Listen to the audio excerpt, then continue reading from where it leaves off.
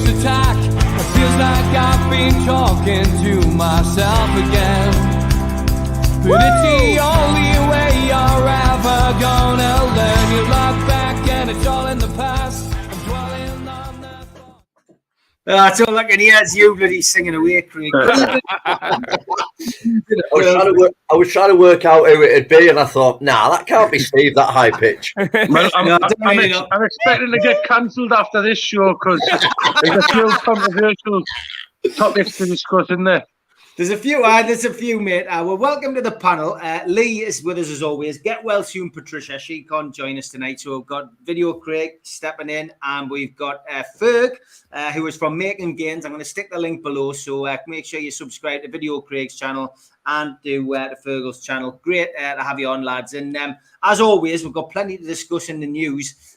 We will probably touch on World War III at some point, but I did want to start with something a little bit lighter, and it's this.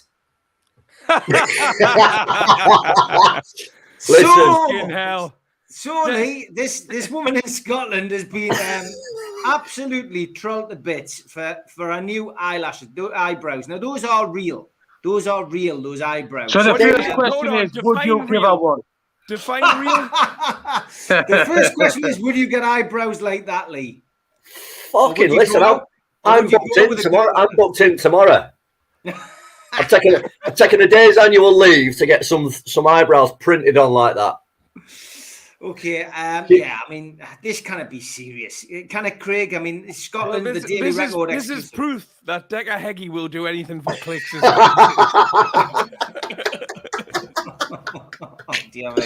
I tell you what, there's been some cracking memes about with that today. I'll send one in a minute to the group chat, Steve, and you can try and get it on at the end. But I tell you, there's been some absolute belters on her. Yeah, I mean, listen, you know, Ferg, you and I, we've both got experience working the doors, mate. We've seen many people coming in and out of those doors, but have you ever seen anything as ridiculous as that? Well, that's pushing it a bit, but not far off. Like Liam Gallagher's gutted. It's like two caterpillars. It really is. I don't know. I don't know what possessed her to do it. She certainly managed to get some publicity out of it. If it was to get a few thousand extra followers on various social media platforms, then fair play to her. What is it though? What is it like that? Because that's obviously not a real eyebrows. So no, it is. Craig, it is. It's natural. All right. I genuinely don't know. I think it's just it's an obsession with trying to make yourself perfect, isn't it? I think that's what it is. All but right. She's been absolutely hammered. Fucking Stevie Wonder's painted him on. Yeah. Well, we'll leave that. Well, I think we'll leave that there. World War III might be taking place in Ukraine, but of course, the Daily Sport never lets us down. Mission Impossible. Crazed dictator Kim Jong is going to send 1 million soldiers across the seas on personalized space hoppers to defeat Trump's armada. I love that one. And as always, John from Q-Tech will probably knock that up and stick it on a T-shirt. But that was just in those memories on me Instagram. It came back up, and I thought that was an absolute classic. That. Yeah, bearing in mind that he couldn't get a missile past his mum's house. Yeah, exactly. He couldn't, but it was good. Okay, on to something serious. I know people do tune in for a little bit of seriousness on here. So the first topic we're going to discuss is MP's pay. Lee has gone up by 2.7% to £84,000 a year. So did they deserve it? In a word, mate, no. I mean, how can you justify that pay when the rest of the country, when the country is awash with pound shops, food banks, people struggling, people homeless, etc., etc., etc. Even people, I mean, we had it all last year with the COVID stuff, nurses on the breadline, and they're doing a job that they do, but yet, you know, these members of parliament are getting £84,000 a year. I mean, how at any point do we think that's, I mean, even if they were, try and hide it somewhere else. Don't put it out in the media. Don't put it out for general knowledge, because it just makes a mockery again. Like we always say, the real people on the ground are doing real jobs, and they're seeing some absolute divvies getting paid £84,000 a year.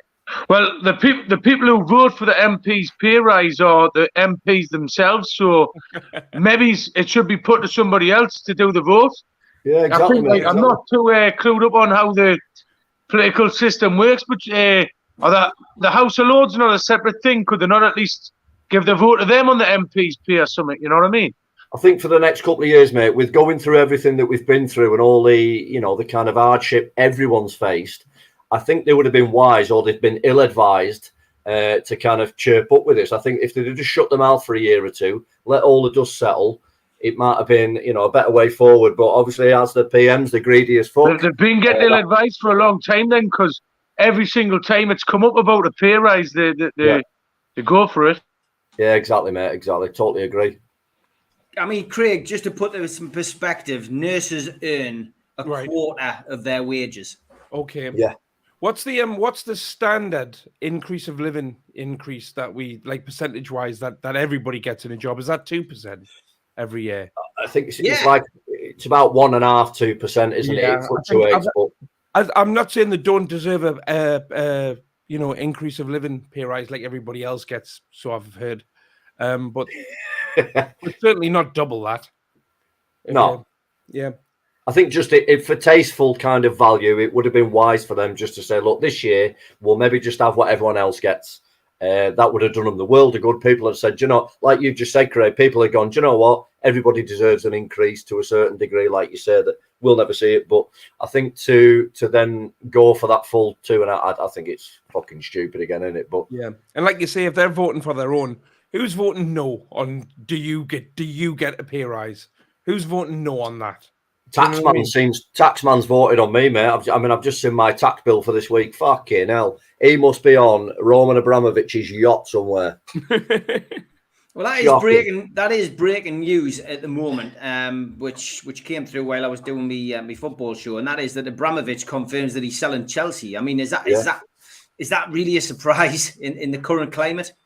Just a business move, mate. It's just a business move. He's not selling it. It's like all he's doing is shifting a bit of paperwork because he knows he's going to be under fire. Because he's well known to be one of Putin's chums, shall we say, maybe even financial supporters. So he's been advised. I would guess that Vladimir has probably rung him maybe a couple of months back and said, "Look, this is going to happen. It might happen." And I think all he's done is side shifted a bit of paperwork to say, look, you're not having my assets, because Chelsea is an asset to him. It's it's a big asset, even though he's worth more than fucking life itself. But yeah, no, I don't see that as a surprise at all, mate. And I don't think it really signifies anything. I think it's just again shifting a couple of quid.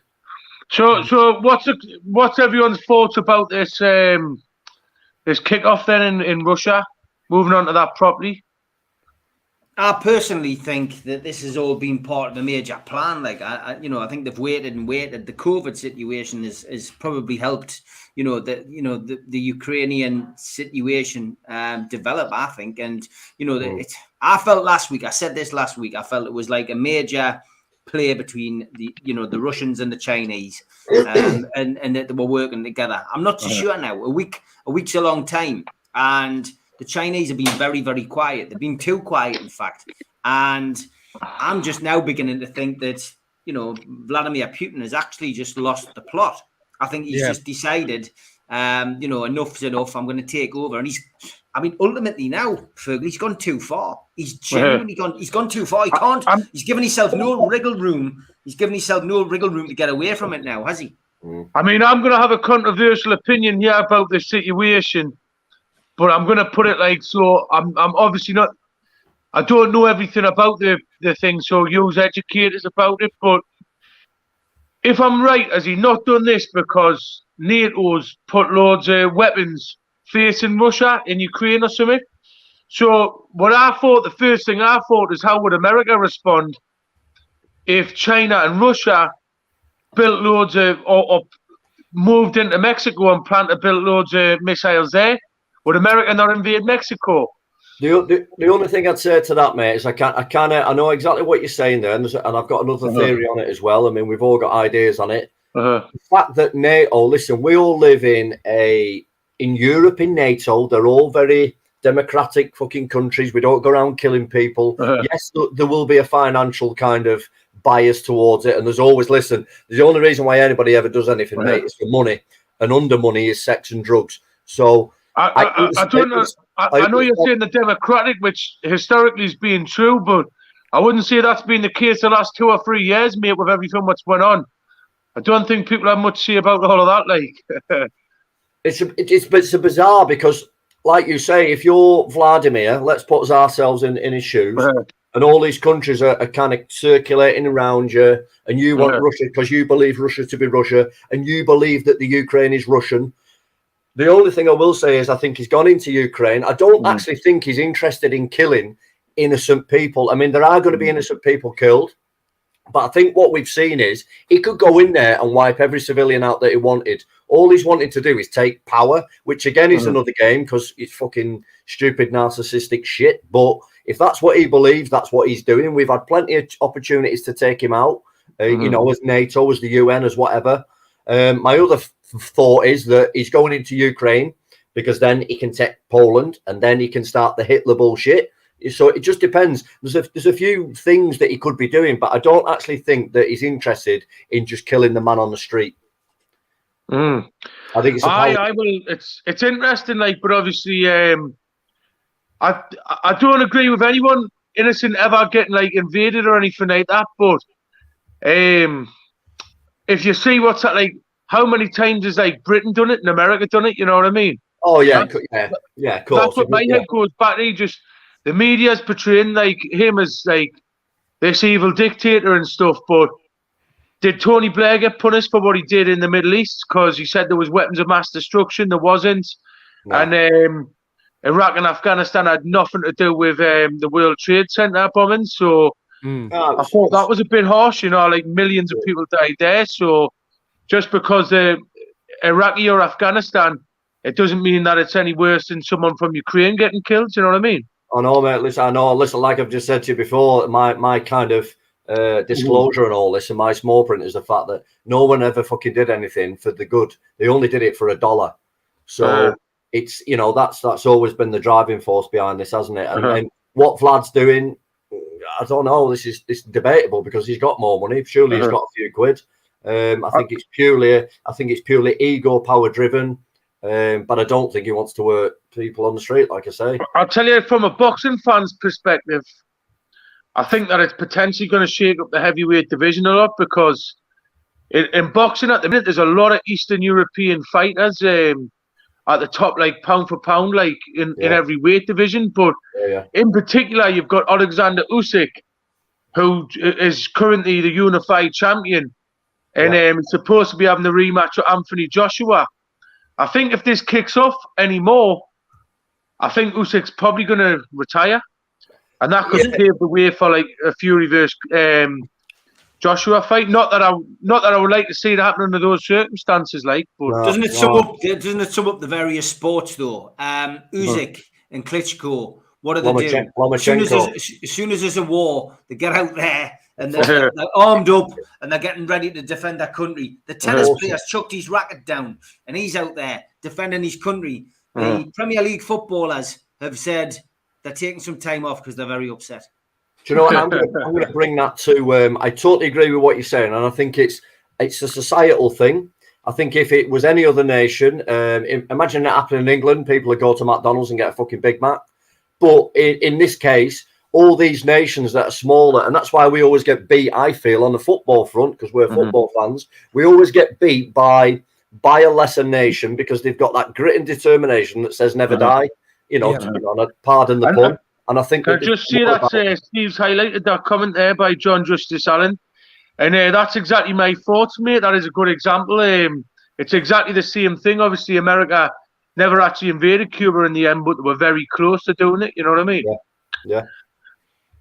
Yeah, 100%. Okay, I'm sure we'll come back to that. And anybody in the chat wants to give us an opinion on that, then please do. We're going to chuck another topic in, and just going to ask you what your favourite films are, guys. Give us your favourite film, Lee. So Oh, Jesus Christ, mate, that's a tough one. I'm going to go. Oh, Top Gun. Top Gun for you. Okay. Goodfellas is mine. Oh, yeah, I've watched that recently.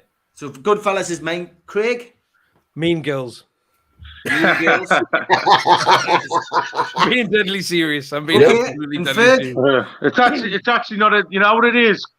Guilty pleasure. Mean Girls isn't a bad film, but you know, Goodfellas I actually like Casino more than Goodfellas. Right. But since I know that you wanted to talk about remakes, my favorite film is a remake.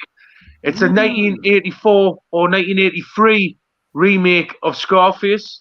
Right, okay, so that's the question then. Should iconic films ever be remade? So I'm thinking Cape Fear, I'm thinking Get Carter, thinking Willy Wonka, Ben-Hur, Dumbo. All of these films have been remade and many, many more besides that. So, Lee, would you be happy with a Top Gun remake? And do you think would you be able to stomach it, do you think? No, and there's a couple of reasons for this, mate. I think a film which is iconic belongs in that era because the person watching it has been in that era. So I think that you get all the kind of the nostalgia, the feeling from it, and it should stay there. It's like an ex-girlfriend, mate. They're an ex-girlfriend for a reason. Yeah, the music, everything. It's a sign of the times, isn't it? Especially Top Gun. It's got a great soundtrack. Well, I'm worried about this, mate, because they're doing Top Gun 2, and it's already done, isn't it? It's already done. Well, that's what I mean. It wasn't released because of COVID. I've seen the odd little trailer, and I think, oh, mate, that's going to destroy my life because I'm going to be sat there I'll be sat there in my underpants getting all giddy, and it's just fucking not going to be the same thing, is it? Was it Bill Burr who has a comedy bit where he's saying, you know, like you can't make Top Gun in this day and age because fucking the co-pilot will be transgender. Like fucking, you know what it is? It's fucking hilarious, bro. Well, it'll be offensive. That's exactly where I was going to go. What Craig's just said there is that, like, I think that they're rebooting everything constantly because they can't come up with good ideas anymore. Yeah, of course. So they're having to reboot big brands from like the 80s, like Ghostbusters, this one, right? Back to the Future. Because of like guidelines and stuff like now, and the cancel culture, they're having to meet all these quotas, which I've got no adversity to a transgender person, a black person, or anyone being in any part of a film, as long as it fits and it's not forced, if that makes sense. Yeah, of course. But trying to like force diversity in like in a disingenuous way, really, like it doesn't come across well. So like I think that's why there isn't good things coming out now, and I think that's why they're rebooting everything. But a lot of the reboots still aren't like a success. No, I mean that's as well, in my opinion, why. If you look at Netflix, are you seeing the success of like Squid Game? Yeah. And stuff like that. I've heard of it, mate, but I've not seen it. Is it quite close to the bone? It's why people are starting to like foreign things now, because in places like Korea and Japan, I don't think they're like subscribed to this diversity thing quite as more these quotas and numbers as much. I don't think they do, mate. I think, and like I said to last week when we was having a chat with Steve, I actually think it's a real big UK problem because I think in England, I think we're the most tolerant people in the world. I think we're the most socially accepting, and we've proved that with everything that we've gone through. I mean, yeah, we've been arseholes in the past. Let's not make that, an issue. But I think it is in England and in America, fucking English-speaking problem. The fact that we've become so tolerant, we've bent the other way. So people are now unsubscribing from that kind of stuff, like you say, going to Squid Games, because from what I've heard, I've not seen it, mate, so I can't comment on it, but I've heard that it's quite close to the bone and it's hard hitting. Well, we're not too far away now. We're only a few years away from them remaking Platoon with an all-female cast, aren't we? And like fucking and Mean Guys, you know what I mean? It's like Full Metal Jacket. I need Whoopi Goldberg as the sergeant in Full Metal Jacket. Full Metal Blouse. Yeah, and listen to this. Tyson Fury today has called Dillian White. What did he say? Dillian White's fucking blouse or something. Brilliant, isn't it? Frillian White, that's it. Brilliant. And I was sat there and I was opening my can of tango with my chips, rice and curry, which is a treat, lads. I'm not going to show you my belly because that's why you can only see my face. But frilliant white blouse. And I spat my Fanta out all over the steering wheel. But so I drove past Tyson's house today, actually. Whereabouts is Tyson's house? Where does it go? So if you go along Morecambe Prom, mate, Right, I don't know if you've ever been down this way. I haven't. Right, so basically it's on Morecambe Promenade. At the two ends of Morecambe Promenade, you've got the West End, which is 2 up, 2 downs, kind of people on the breadline. Then you've got the other side of the prom, 4 miles later, which is quite a nice place called Hestbank Stroke, whatever. And his house, it's nothing. Do you know what? It's nothing special. It's just on the top of a hill. Anybody could walk up to it and press on the doorbell, and that's the beauty of it. That's the beauty of the man. Yeah. But yeah, apparently he's retiring after that, isn't he? I wouldn't be surprised. He says that. I think, you know what, Tyson Fury, he says a lot of throwaway comments. He says one thing 1 minute and then he goes back on it. You know, I think it's just, he just says what he feels at the time, really. Like, yeah. I need him to fucking play with Joshua for 12 rounds all. Before he retires, I will allow him to retire when he's just poured Joshua all over the ring. Well, heavyweight boxing, anything can happen. So I wouldn't like to say anything with complete authority, but I've always felt that Fury, like, you know, people say, "Oh, just beat him on points." I think Fury could potentially stop Joshua. Personally, I think he could really beat him up and possibly stop him. But I'd like to see it. You know what I mean? But I think Joshua looks like he's a little bit past his best now. Personally. He's been found out, mate. I don't want to use these words. I mean, I've never been a big AJ fan. I don't want to use the words that say he's a bum, because he's not, because he clearly isn't. He's a professional boxer.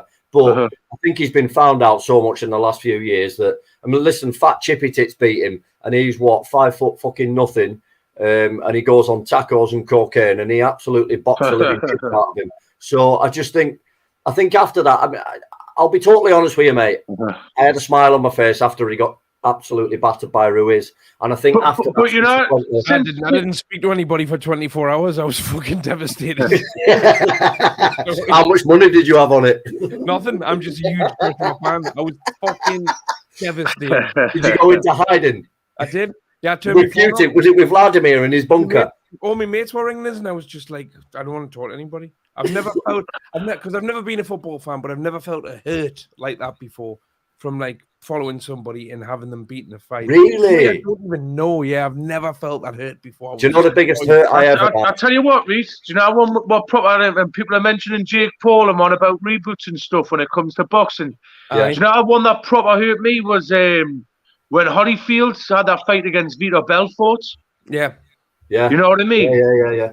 Because, see, this is obviously Tyson fought Roy Jones Jr. That was kind of brought your nostalgia out a bit. But I think that was all fixed, to be honest with you, because one of Roy Jones Jr.'s mates, Nate Campbell, come on my live ages again. He was sort of laughing about it, but he wouldn't say it. So they sort of fixed as a draw, but obviously people wanted more. And I thought, Holyfield's nearly 60 now. And you can't be taking a fight against anyone at 5 days' notice anyway, unless you're in the gym all the time. Yeah. And it was just seeing a proper legend get embarrassed. You know what I mean? It's a shame, isn't it? Because then you see the addiction of it and the fact of, you know, the classic old line is, you've got one more fight in you. Yeah, and that's the same thing. I mean, listen, that guy's been at the top of the sport. He's beaten the very best in the sport. But yet, at the age of 60, he still feels that he needs to. It shows you what's going on in here rather than anything else, doesn't it? The fact that he needs that fulfillment of one last fight, etc., etc. It's a shame. I think it's money as well, mate. I mean, Glenn McCrory, he says that he was offered the fight. Do you know what I mean? But the money that they were talking about, what Holyfield wanted, was just obscene. Right. Yeah, I think those old fighters, you know, I mean, Glenn during lockdown was trying to fight Roy Jones Jr. and, you know, I mean, they're okay for an exhibition. Eubank Ben's been talked about as well. I think it's just a bit of a farce, and I just couldn't buy into it. I really couldn't buy into the idea of going along. I mean, McGregor against Mayweather was the ultimate sacrilege, you know. Two really won it. Two champions from two disciplines fighting each other in a big farce, and everyone's going along with it. And of course, it's just like voyeurism. You watch it because you're in. Well, I'll watch it, and you get drawn into it. I mean, they did 3 or 4 like major press conferences with thousands of people there, and you're like, wow, this is just crazy. And then people are sitting at home spending 25 quid on it, you know, on pay-per-view. That's what set it all up. That's what set it all up. Like what Steve's saying, it was Mayweather McGregor. Like I remember a couple of years before, I was in the gym and it was people were talking about it a year or two before it happened, and they're like, "Oh, that'll never happen." And I was like, "Money talks. They're about the same weights. That is going to generate so much money because hardcore boxing fans are only 5% of the people who buy the pay-per-views. It's the thousands and thousands of." Like Joe six-pack every day, man, you know what I mean? And when the fight happened, you know, it was a massive, massive event. It generated millions and millions. And now, like, as people have said in the comments, you've got Jake Paul and everything and all the rest of it. It's just... Mayweather hasn't paid Logan Paul for that fight, and he's been sued. I don't know if you know that. No? I've seen that. What happened he's being sued. Mayweather's written off, basically. Really? Yeah. Right.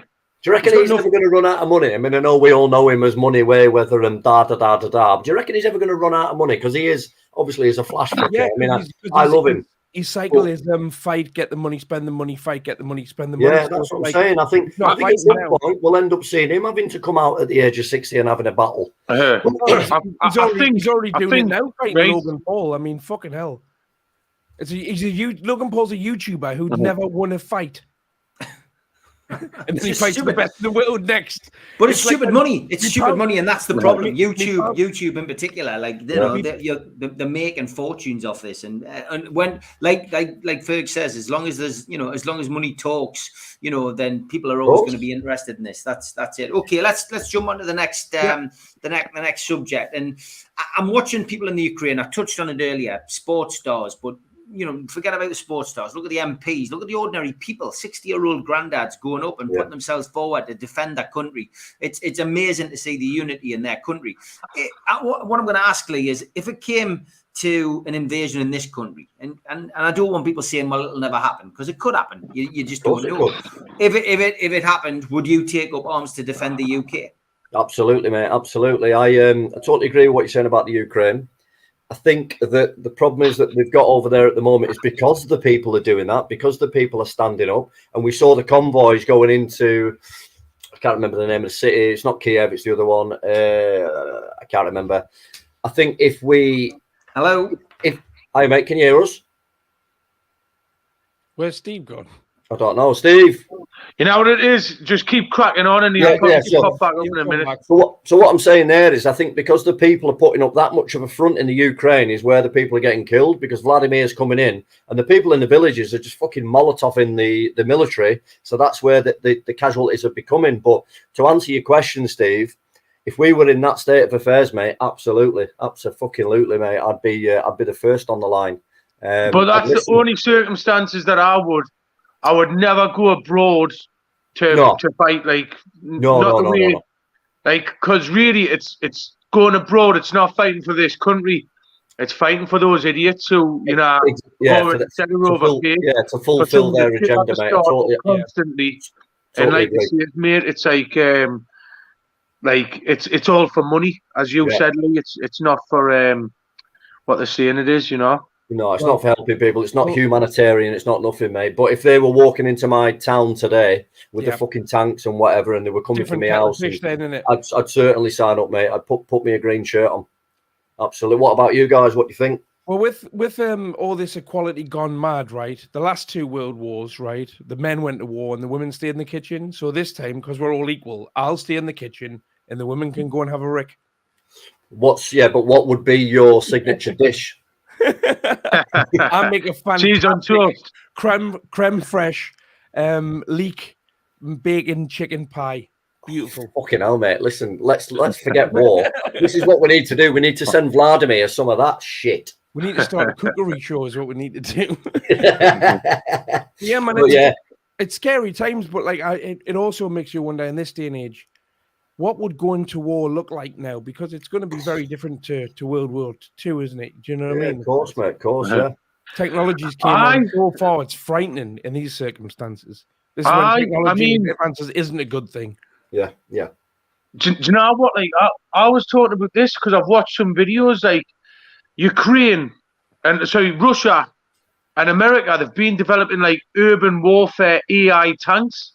Yeah. You know what? Just like think for themselves and just go through streets and like go out to cause maximum damage and stuff like that. It would be proper scary. Like the thought of it. Like I just don't think. I mean, I think men on the street. I mean, we've seen with this stuff going on in the Ukraine. There's not actually that. If you look at all the footage, there's not really any men on the street. There's a few tanks.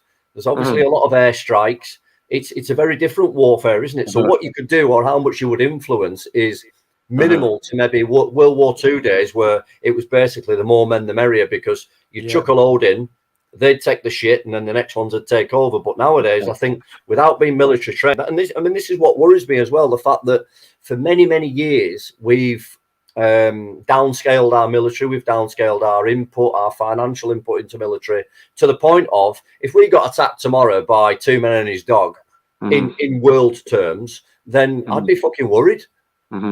So well, back to what Craig said and all about this sort of like whole equality mega push sort of thing. Yeah, and this is a major reason why, like right now, I completely sympathise with like people who need asylum and stuff like that. I know there's cases, but I think our country should be a little bit more worried about who's crossing our borders sometimes than like Russia crossing Ukrainians and stuff. You know what I mean? Totally agree, mate. Totally. Sorry, but I'm not being rude, boys. What I'm trying to do is, if Steve doesn't come back in, I know we had a list of agenda tonight, so I'm just trying to get that up, just so we've got like a thing to follow. Right. So, all right, push me. To kind of back up what you're saying, mate. I mean, I said it on a couple of shows back. You know, we seem that hell bent on, you know, sending so much money abroad, sending so much money here, taking on there. We're not fully policing the people that are coming into our borders. And who's to say they're not? Who's to say they're not Putin led, or who's to say they're not full of terror? Because I know one thing, that crime's increasing. So all these people that we keep accepting onto the shores, for whatever reason it may be, and I'm not here to judge them, but we're not policing it correctly. So then we're wondering why the crime on the streets is going up, because these people need to make a buck. Of course they do. They need to live. They need to eat. They need to feed the kids. So, and how are they going to do that? They can't work legitimately because they're in here illegitimately. So what do? They go to crime. And again, like, and our immigration's always been part of this, like, country's history and most countries' history. Yeah. But it's always been slow enough for the country to keep its character. I mean, they're asking if all men would get conscripted to go and fight abroad. Yep. You come back, you know, like half the men from this country go abroad and die. Come back, what you're fighting for people who last week your government was sending you out to kill. Do you know what I mean? It's exactly. It's just fucked up, isn't it? There's no structure. There's no real. We haven't got that backbone anymore. And I don't think we'll ever get back to being that way. I think we've opened our doors that much. I think it's purely a damage limitation process. Yeah. I think it's. I mean, I was listening to some of that. But good news is my mum's now been moved onto the ward, so that's happy days. That's why I had to get off. Oh, great, Steve! She's out with a high dependency unit, so please tell me she's tuning in, Steve. Well, I'll have to get her sorted. Yeah, but no, that's great. So there's still a chance of her getting conscripted for service then. There is, yeah. Right, Steve. So what do you think about the guys fought the last two world wars? What do you think about this time with equality? We'll send the women to war and we'll stay in the kitchen. I'll be 1 second, boys. Look, I think ultimately conscription is something which I always used to say conscription's great as long as I'm old enough not to have to do it. But joking aside, I think it would be great to at least think about doing that moving forward, because what we've lost in this country is discipline. We've lost identity, but we've also lost discipline amongst the younger generation, and we've lost respect for the older generation. And that is something which we really need to start drumming into kids at school. Less of this teaching them how to be woke, which seems to be like an epidemic in our schools now. We need to start getting back to the old morals and realities. You know what I mean? And just I was taught good manners at school. Say please, say thank you, respect your elders. And I think all of that kind of thing is just diminished. It's disappeared from the UK. Oh, it has me. I mean, a couple of months ago, I was at work on the door. I was at a bar, and there was like a lass from Northern Ireland as well. Do you know, where they're still a little bit more religious in that. She come outside the front of the bar and had a piss. You know what I mean? Out right next to the door. So she tried to come back in. I says, "You're not going in." And this is like in the middle of a busy street and all, right? Women pissing in the street makes me sick. It's disgusting. It is, So then she goes, she says, why? And she's like, I says, because I've just had a piss in the street in front of the bar, man. And she went like, so? And then like our mates come out and she's like, oh, she's not allowed back in, what you done? And they were just like, oh, so? It's like, I couldn't believe it, mate. You know what I mean? Just like, that's where people's manners are now. Yeah, there isn't any manners. There isn't any manners anymore. But conscription for me, I just think 2 years of getting the kids an education, Lee. Look, you've worked in prisons, Lee. You know what I mean. You know where I'm coming from here. But ultimately, the kids these days, they leave school. Some of them without qualifications. They don't have any get up and go about them to go and get a job. So they turn to drugs, they turn to crime, then they end up in prison, then they end up in the rat race, they end up in that cycle. But if they left school, even if you were the kid who just left school with no exams and no qualifications, if you then had to go into the army for 2 years and learn some disciplines, learn a little bit of learn a little bit of this, learn a little bit of that, a bit of education, and keep fit, surely that's going to set some of these people on a road to a better life. Yeah. Well, aye. Well, did you see what just happened in Shields where they showed the steamroller the other week? The young'uns. Yes, I saw that. Yeah. I mean, it's nuts, man. Like kids like 13 stealing steamrollers, joyriding them about and all that, man. Yeah, it is bonkers, and again, it's something that the government need to really look at and address at some point, I think, because some countries have got it spot on, we just haven't, and it's just all adding to the issue and the current affairs that we have in the UK. Okay, I did have a list, as you know, I always have a list, Lee, and the next topic that we wanted to talk about was knife crime. You brought that up tonight. It's increasing, and I've got to be honest, I've said this to a few people. Knives, and knife crime, it's working its way up the country. We've seen record highs in London again, but now we're seeing it. We're seeing a lot of it in the northeast. Yeah, it's worrying. I mean, worrying. I can tell you now, I've personally witnessed somebody get proper stabbed up badly. And the kid got 7 years with an early guilty plea for it. And that just escalated. It was kids from down the country, but it was up here. And that just escalated from nothing. Do you know what I mean? Yeah. Like literally just from an argument in a bar.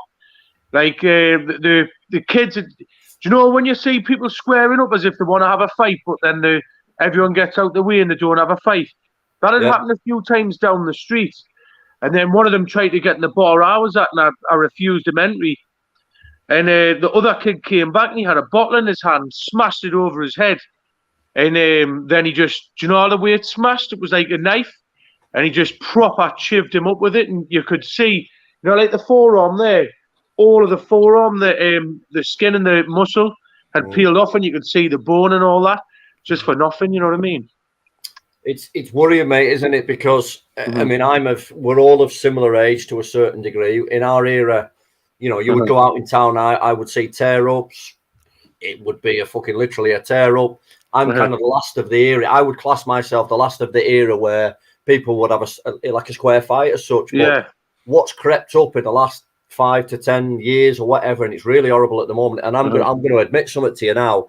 When I go out now, if I go out, which is rarely at night time, I am kind of, I'm not going to say I'm worried about it, but that's the first thought on my mind, the fact that is some young little dickhead going to come past me and just pop me one, because it's so devastating when they do. And I don't know why it is. I don't know why it's crept into our society where, we went from Gunchester and guns and all that shite to all of a sudden now being people just run past you in a bar and fucking pop you. It's fucking horrible and it's weird. And I've got friends, and if Damien and Elisa are watching, they said something poignant to me the other week where they have their teenagers would rather stay in their house, and they will have maybe some food and a drink with them because they don't want them going out in town in fear of this. I know, mate. It's terrible. I mean, like I says, I can see I've had knives pulled on us a couple of times in the nightclub scene, and I've had it pulled on us last year. There was one where I was really cornered, and this was like, I didn't want to get too into details, but honestly, there was about 6 kids with blades and a couple were bats. They were like smackheads, like, you know what I mean? Yeah, and I was just having to say, at the one stirring all the shit. I was saying, listen, if you stab me up here, I promise you, you're gonna have to kill us. Do you know what I mean? Otherwise, that's the thing, isn't it, mate? Isn't it? You need some relative skill to have a fight. You need some skill to use a gun. You need to have some skill to have a knife. All you need to do is go bang. That's it. Well, do you know what it is, Steve? You know yourself, mate, about doing the doors. You try and talk things down. If you end up having a fight, you've sort of lost, mate. Do you know what I mean? I swear down in that situation where I had a few, it was just me talking what got us out of it. And there was a police siren in the distance, and a couple of them ran away, and that saved me bit. It was now to do with the situation we were in, but the kids obviously thought it was, and that really saved me bacon, mate. Otherwise, it could have ended up nasty. Yeah, knife crime, Craig. It's something which is prevalent, in the UK. Yeah. It's not nice to see, and the stats are getting worse, and it is getting closer to home. When I was younger, I used to carry a poo ball in a sock when I went out on nights out back in the 90s. But that was mainly because I was 10.5 stone, and people used to seem to pick on us. So I only used it once or twice, but I never ever carried a knife because I came out a crew from one of the West End of Newcastles that do rap music, and very much like the counterparts of the London and the Manchester crews that they're imitating. It's very much a gang culture with them now with knives. And one of the things one of the stories that alarmed me is this guy had gone to a party, and when he was at the party with this lass, there was some of the enemies were there from another gang. And the next day he told his friends, and when he told his friends, they stabbed him up because he didn't do anything to the enemies that night. All about reputation and stuff. Yeah. And I was like, that's fucking crazy, man. Kind of initiation stuff. And that's honestly, it's fucking weird, isn't it? Newcastle now. Do you know what I mean? And do you know one thing that scares me, right? And this is or concerns me, and this is I've been out with one or two lasses who's got kids and stuff, and they're saying that our kids in high schools now, there's these gangs, you're talking 13, 14, 15, they're carrying acid and stuff like that. Yeah. And that's a frightening one. Yeah, I mean, we've gone full circle. When I did the doors, this is what I was dealing with. People carrying, acid and Jif lemon bottles, and coming with knives and koshes and knuckle dusters, etc. We seem to have gone full circle, and there seems, even though there's more cameras around and more deterrence, the fact that a lot more people are on drugs rather than alcohol when they go out is just making people have that extra edge of what they would say is bravery, but we see as stupidity. But there needs to be some major look at this before it gets out of control. I mean, America's got guns. We're usually 10 years behind America. I'm sure they probably started with knife crime, and now look at them. It's like the Wild West on the streets of America. Do you know what when it comes to about guns, right? Is I've always heard the expression that an armed society is a polite society. If you look at Switzerland, it's got the lowest, more social cohesion and stuff. If you look at the States in America where everyone's got a gun, it's got a lot less crime, because if you go around working yourself, I mean, if you're in Texas, you couldn't go around being Lee Duffy because you would just get shot. You wouldn't have to pay. Yeah. But over here, what happens is, unfortunately, is criminals don't care about the consequences, so they'll get armed, and you've got law-abiding people who like don't arm themselves, and they're like vulnerable to all this. They become the target. They become the target, mate. It's like you say, a lot of it's drug fueled, isn't it? Yeah. And money and debt fueled. I mean, like I say, with my burglary situation, like touched on that at the start. I know where the kid lives. I could have just went and punched his head in and took all my stuff back, but he's left a little bits of evidence in mine, and I'm going down the legal route, which I don't really like doing. But you know what it is, right? I could potentially have a good job lined up, which like relies on us not having a criminal record. Do I want to blow it all away for an idiot smackhead who's got nothing to lose? No. You know, like, and he'll get off with everything. Yeah, of course he will, because the only thing that'll happen, mate, is he'll get a fine, and he'll get well, not the old drug rehabilitation orders, but that's the problem with all this kind of petty crime stuff, is the fact that these lads, and I've mentioned it on a couple of my podcasts, I know a lad who with 90 convictions, right? He's never seen more than 4 months inside a jail, because it's always things like what you've just said, nicking a TV, nicking a bloody, pint of milk off a doorstep, or whatever it may be. It's kind of, it's annoying, because you're sat there and you're thinking, he's nicked my TV, this little shit. But he's not going to face any. He's not going to face any. The prison system is that, shall we say, full?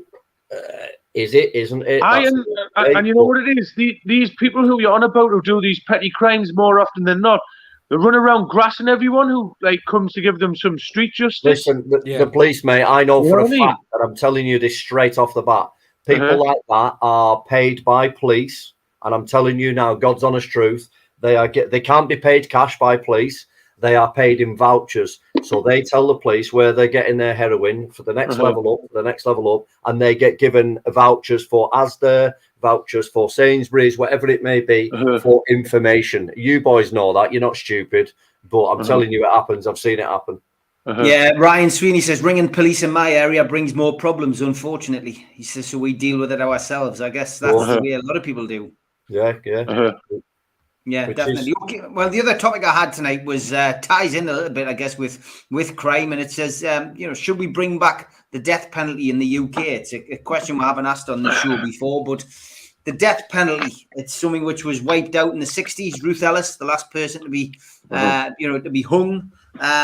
Is that a kind of deterrent you would like to see come back, Lee, or we're past all that? We're not barbaric as some of our other human beings in different countries. Fucking hell, mate. If you'd have asked me a while back, do you know what? I have actually got a real opinion on this. And yes, I think in certain circumstances, and I think it would have to go through lots of mitigation. I think in certain circumstances, yes, because if I look at this purely from two aspects, there's a human aspect. So if you've killed my father through cold-blooded killing, you need to be killed. End of. That's my emotional side of it. If we look at the financial side of it, so someone's gone and killed someone, and they've been given 40 years in jail, and they're 40 years of age. I mean, for £40,000 a year for 40 years, why the fuck are we wasting all that money? Because this person's no quality of life. And I know that there'll be the victim side of it that says, I want them to suffer.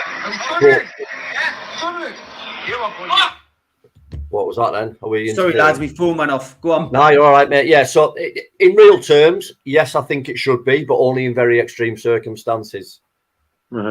Financially, absolutely, mate, because that fucking £4 million that you're going to spend keeping that monster alive. Dennis Nielsen, Peter Sutcliffe. Exactly. Could be spent on all that money could be spent on helping someone else create a good life who wants to. So yes, I agree. Yes, it should be. But the same as well. It would take, like you say, is it would take so much stress off society as well if some of these But I couldn't really see it. There's a lot of arguments for and against. I couldn't give a definitive answer on it. But I think in some circumstances when the evidence is so concrete, maybe yeah. What about you, Craig? I mean, would you like to see the death penalty come back? It's quite a controversial topic. I don't think I would. I think offence-wise, what are we talking about bringing the death penalty back for? Obviously murder. Yep. Anything else? Sex offences. See, now with sex offences, we might have to give this a lot of thought, because let's say, for example, somebody does sexually abuse a child, right? I think there's far less chance of that child ever seeing the light of day again if they're going to get the death penalty if they get caught, if that makes any sense. So these people that do offend, that clearly they have something mentally wrong with them and they can't help themselves from doing it. So I think that you might make those people even more desperate, and their crimes may become more brutal, so that they, so that they have a better chance of getting away with it, so that they don't end up dead. So, but I think it's a very, very barbaric subject, isn't it? The death penalty. I think we're a bit past that, surely, as a society. Surely. I think what should happen, right, is there should be, if people who's committed severe enough crimes, they should be all entered into Squid Game. Yes. For the viewing public's pleasure. And hold on. If we can watch, I'm game. I think it should all be sent to Ukraine. End of. Ironically, years ago, I remember doing an improvisation when I was doing my performing arts degree, and that was an idea that we had, where reality TV was really just starting to kick in with Big Brother, etc. And we did an improvisation based on the fact that it was an execution at the end of it.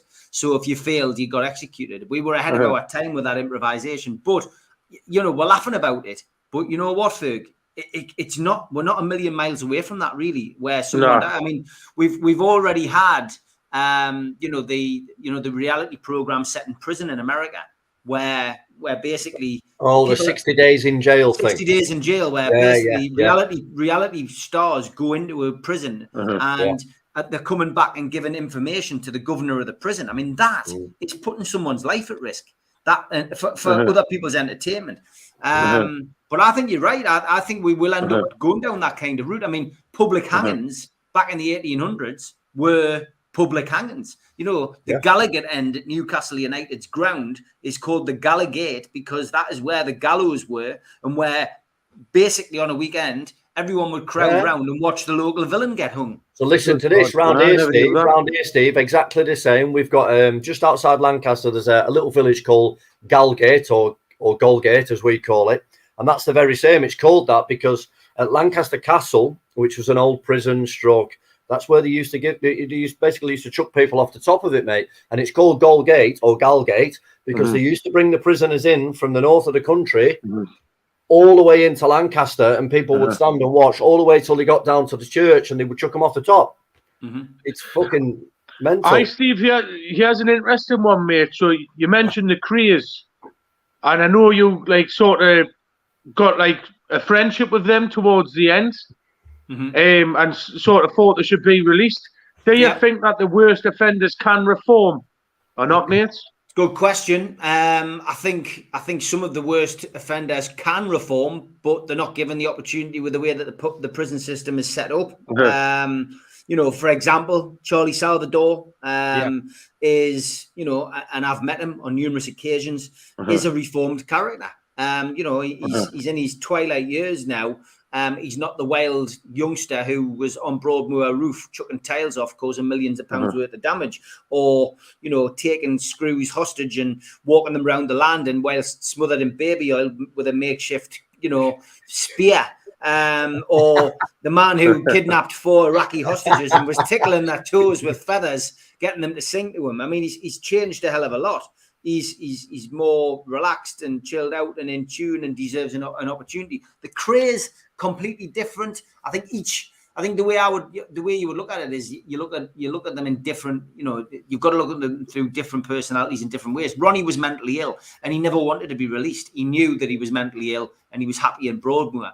And as for Reggie, he was institutionalized when I met him. He'd been in prison over 20 years, but. Would Reggie Crave gone back out and, try to take over the East End of London when he got out? Of course he wouldn't. So, yes, I do believe that there are some prisoners who can be, put back into community. And it's proven to happen. Harry Roberts, the cop killer, is living at home now. I've had a chance to speak to Harry since he got out of prison. And he's okay. Kenny Noy is another one who I've spoken since he came out of prison, and again he's living his life and trying to get on the best he can. Two high profile prisoners there who've both been away for the same crime, and are going on to try and live their lives. And in our backyard, you've got the Sayers family. You've got numerous figures up here who've basically been in, served long sentences, but have managed to come out and stay out. Reform can happen. You can change, but circumstances, I guess, if you come out of prison and you can't break, can't catch that lucky break, you're going to go back to committing crime, aren't you? But the Crays would never have. The Crays were born to hang, as Ronnie Craig used to say. The Crays would never have been here to tell the tale if the hangman had the chance to stick the noose around their neck. Yeah, that's what I was going to say. A lot of those people you just mentioned, if we still had the death penalty, wouldn't be here to be having this conversation. How would this? So. No, definitely. I just think people like Brady and Hindley. I think the Ripper, Fred and Rose West. Colin Island. I'm just trying to think of one or two other of these. Ian Huntley, Harold Shipman. There's so many of them over the course of time who just are evil personified. Yeah. And for me, prison's too good for them. They should have been. I'll tell you what. I'll chuck one in there. Jimmy Savile. Yeah. What do you think? Well, Jimmy Savile was guilty. Jimmy Savile was guilty, but the BBC were guiltier. I want to see Zach Rowe. Do you know? I don't know if you've seen this, right? But a couple of months ago, a bloke started desecrating a listed statue outside the BBC, which is of a naked man with a young boy. And the bloke who actually made this statue that's outside the BBC was a paedophile. Both his daughters have come out and talked about his sexual abuse, and loads of other people have talked. Now, the fact that he's put his statue outside the BBC, it's still up there, and the massive paedophile ring what was in the BBC says a lot. I think statues like that, listed or not, you had all, going back to all these lefties and do-gooders, we had all of them tearing down statues. We've had all of this. If any statue deserves tearing down, it's that one, you know what I mean? You're fucking right, mate. Listen, how can BBC still be in production when anything that happens look at, if we look at commercialism and sponsors and all that stuff. So Mason Greenwood, what's happened to him? Straight away, his sponsors dropped him. But yet we're still watching the BBC every morning, and they're still projecting, they're still producing, but they knew exactly what was going on. So where's the biggest fraud in the community here? The fact that they're still broadcasting, earning millions, whilst knowing that was happening on their watch. Because if it was me or you or our organisation or our business or our company, we'd have never been seen again. No, definitely not. It's one of those topics that will run and run. I mean, the fact that Savile was never, tried is the biggest travesty. The fact that he wasn't never arrested, was he? He got away. He got away with it, and it creeps me out. I see. I mean, there's going to be a drama. I think there's a well-known actor going to play him. Is it Steve Coogan? I think playing Jim. Really? He's playing Jimmy Savile, which I think is being recorded as we speak. So that's very brave. That like. ITV, I think it's ITV making it. It's not the BBC. But yeah, look, it's always good to have debate, and the hour has come to an end. I want to thank Fergal from Making Gains. His subscription details are down below. Make sure you subscribe to him. Video Craig, as everybody knows. I've got a message to Paddy Conroy coming out at 9:00 tonight. I want everybody to tune in and watch it. Well, there you go. He's got a message come out. Make sure you have a look down below. You can find Video Craig's details there. And as always, Lee, great to see you. And get well soon, Patricia. I hope she's back next week. She hasn't been too well today. But lads, you'll always be welcome on this channel. It'd be good to get you back on. Cheers, Steve. Thanks for having me. Steve, I need to ask you one question before we go. Go for it, mate. How are you feeling without no facial hair? A lot younger, mate. It was a deliberate ploy to get to 50, grow the beard, and then shave it off so everyone goes, "Oh, you look a lot younger." I've done it a few times, and I've looked at when you catch yourself in the mirror walking past, and you think, "Who's that?" But yeah, so I wanted to ask you, mate, how are you feeling? No, I feel all right, mate. A bit cold though, with the with everything that's going on. But lads, stay safe. Pleasure to have you on, and keep up the good work on your channel, Fergal and Video Craig. Take care, and all the best for you, Steve. I hope you get better, mate. I'll see you soon. See you soon. See you later, boy.